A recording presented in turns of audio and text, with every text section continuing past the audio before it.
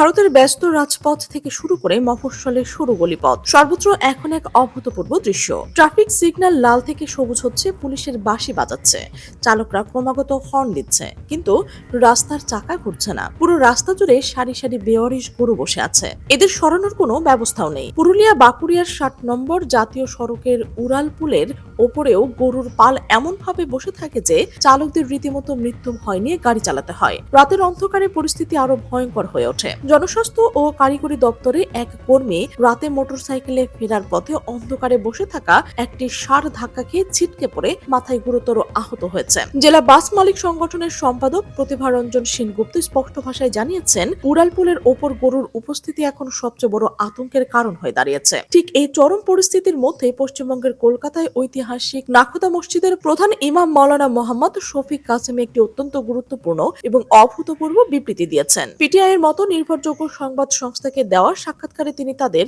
দেশের মুসলিমদের প্রতি একটি সুনির্দিষ্ট আহ্বান জানিয়েছেন। দীর্ঘ কয়েক বছর ধরে ভারতে গোরক্ষার নামে যা চলছে সেটা কোনো সাধারণ ঘটনা বলার সুযোগ নেই। বিজেপি সরকার এবং তাদের উগ্র সমর্থক গোষ্ঠীর গরুর নামে সাধারণ মুসলিমদের ওপর যে ধরনের সহিংসতা চালানো হচ্ছে তার তালিকা দীর্ঘ এবং ভয়াবহ। রাস্তায় ধরে পিটিয়ে হত্যা করা হয়েছে, গরুর মাংস রাখার সন্দেহে পুরো পরিবারকে লাঞ্ছিত করা হয়েছে, এমনকি গরু পরিবহনের অভিযোগে নিরাপদ মানুষকে প্রকাশ্যে পুড়িয়ে মারার ঘটনাও ঘটেছে। এই ক্রমাগত নির্যাতনের প্রেক্ষাপটকে মাওলানা কাসেমের এই আহ্বানটি আসলে একটি অর্থনৈতিক প্রতিবাদ। তিনি বলতে চাইছেন, যদি গরু নিয়ে এতই সমস্যা তাহলে মুসলিমরা এই পুরো ব্যবসা থেকে সরে যাক, আর তখন দেখা যাক আসল সংকটটা কার ঘাড়ে এসে পড়ে। সম্প্রতি পশ্চিমবঙ্গের বিভিন্ন রাজ্যে বিজেপির নির্দেশনা জারি করা হয়েছে, অনুমতি ছাড়া গরু বা মহিষ জবাই করা যাবে না। জবাই করতে হলে পশুর বয়স কমপক্ষে 14 বছর হতে হবে, আর জবাই করতে হলে শুধু সরকারের নির্ধারিত কসাইখানাতেই। কিন্তু বাস্তবতা, এই সরকারি কসাইখানা কোথায়? অধিকাংশ জায়গায় তো কোনো এর অস্তিত্বই নেই। পশু চিকিৎসার কোনো ব্যবস্থা নেই, বয়স বাছাইয়ের কোনো সিস্টেম নেই, অর্থাৎ আইন আছে কিন্তু সেই আইন মানার পরিকল্পনা নেই। ফলে পুরো ব্যবস্থাটি একটি ফাঁদে পড়েছে। মাওলানা কাসেমি এই জায়গাটিতে সবচেয়ে জোরালো আঘাত করেছেন। তিনি বলেছেন, সরকার যদি সত্যি গরু জবাই নিয়ন্ত্রণ করতে চায় তাহলে আগে পর্যাপ্ত কসাইখানা তৈরি করুক, পশু চিকিৎসার ব্যবস্থা করুক, আর যদি সেটা না করতে পারে তাহলে গরুকে সরাসরি জাতীয় পশু ঘোষণা করে গরু জবাই এবং মাংস রপ্তানি পুরোপুরি নিষিদ্ধ করুক। আন্তর্জাতিক বাণিজ্য পরিসংখ্যান অনুযায়ী ভারতে এই মুহূর্তে বিশ্বের দ্বিতীয় বৃহত্তম গরুর মাংস রপ্তানিকারক দেশ।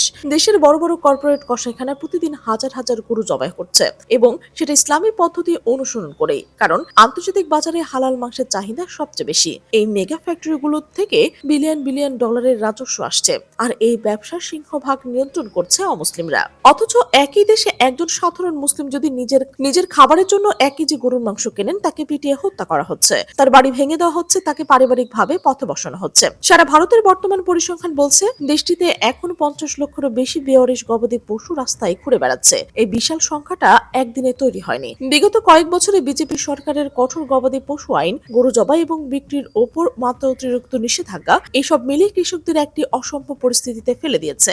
আগে যে কৃষক তার বৃদ্ধ গরু বিক্রি করে নতুন বাছুর কিনত, তিনি এখন পুলিশের হয়রানিতে আর উগ্র হিন্দুত্ববাদী দালালের আক্রমণের ভয়ে এই গরু বাজারে তুলতে সাহসী পাচ্ছে না। এর সাথে যুক্ত হয়েছে কৃষির আধুনিকায়ন। ট্রাক্টর এবং যন্ত্রপাতির কারণে মাঠে এখন ষাঁড় বা গরুর প্রয়োজন শূন্যের কোঠায় পৌঁছেছে। ফলে এই অনুৎপাদনশীল পশুগুলো কৃষকের কাছে একটি বিশাল অর্থনৈতিক বোঝায় পরিণত হয়েছে।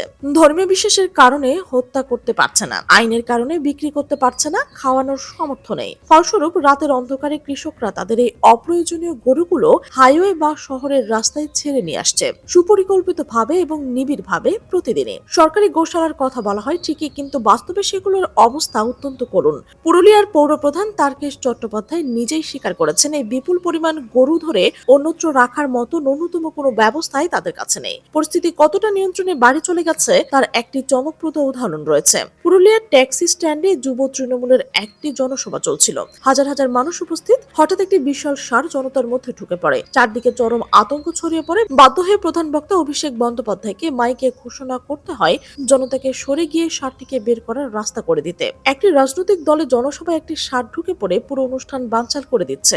এটা যদি ভারতের বর্তমান পরিস্থিতির প্রতীকী চিত্র না হয় তাহলে আর কি হতে পারে? শুধু রাস্তা নয়, এই সংকট সরাসরি ব্যবসা বাণিজ্যকেও আঘাত করছে। পুরুলিয়া শহরের চাইবাস রোডের ব্যবসায়ী ভোলানাথ সেনগুপ্ত এবং দেবকুমার মুখোপাধ্যায়ের মতো সাধারণ ব্যবসায়ীরা প্রতিদিন সকালে দোকান খুলতে গিয়ে দেখেন দোকানের সামনে গরুর পাল বসে আছে। ক্রেতারা ঢুকতে পারছে না, মালামাল নামানো যাচ্ছে না, শহরের রাস্তার অর্ধেক অংশ এখন এই বেওয়ারিশ পশুদের দখলে। পৌরসভা বা প্রশাসনের কাছ থেকে কোনো সমাধান আসছে না, কেউ দায়িত্ব নিতে রাজি নন, কারণ এই সমস্যার সমাধান করতে গেলে সরকারের নিজের আইনের স্ববিরোধিতা প্রকাশ পেয়ে যায়। এখন আসল প্রশ্ন, যদি মুসলিম সম্প্রদায় সত্যি সর্বাত্মকভাবে গরু বয়কটের কার্যকর করে তাহলে কি হবে? এতদিন মুসলিমদের কারণে গরুর একটি বিশাল অংশের অর্থনৈতিক আদান প্রদান চলমান ছিল। তারা গরু কিনতেন, মাংসের ব্যবসা, চামড়া শিল্পের কাঁচামাল সরবরাহ করতেন। এই পুরো চক্রটি যদি থেমে যায় তাহলে বর্তমানে 50 লাখ বেওয়ারিশ গরু আগামী কয়েক বছরের মধ্যেই জ্যামিতিক হারে বেড়ে কয়েক কোটিতে গিয়ে দাঁড়াবে। ভারতের প্রতিটি হাইওয়ের প্রতিটি ফ্লাইওভার, প্রতিটি বাজার, প্রতিটি আবাসিক এলাকা সম্পূর্ণভাবে অবরুদ্ধ হয়ে পড়বে। সড়ক দুর্ঘটনা বাড়বে, জনস্বাস্থ্য সংকট তৈরি হবে, কৃষি অর্থনীতি ভেঙে পড়বে, চামড়া শিল্প ধস নামবে। আর সবচেয়ে মর্মান্তিক বিষয় হলো, এই পুরো সংকটের সবচেয়ে বড় ভুক্তভোগী হবেন সেই সাধারণ হিন্দু কৃষক, যারা নামে এই পুরো রাজনীতি চলছে কিন্তু যার কথা কেউ শুনছে না। এই পরিস্থিতির একটি আন্তর্জাতিক মাত্রা রয়েছে। ভারত যদি অভ্যন্তরীণ রাজনৈতিক চাপে গরুর মাংস রপ্তানি বন্ধ করে দেয় তাহলে বিশ্বের মাংস বাজারের একটি বড় শূন্যতা তৈরি হবে। বিশ্বের দ্বিতীয় বৃহত্তম রপ্তানিকারক হঠাৎ বাজার থেকে সরে গেলে আন্তর্জাতিক মাংসের দাম বাড়বে।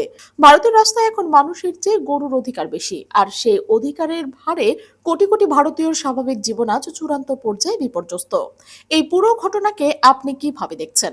ভারতের এই গরু সংকটকে কি আদৌ কোনো সমাধান আছে, নাকি এটা আরো বড় কোনো সংকটের শুরু? আপনার বিশ্লেষণ অবশ্যই কমেন্টে জানান।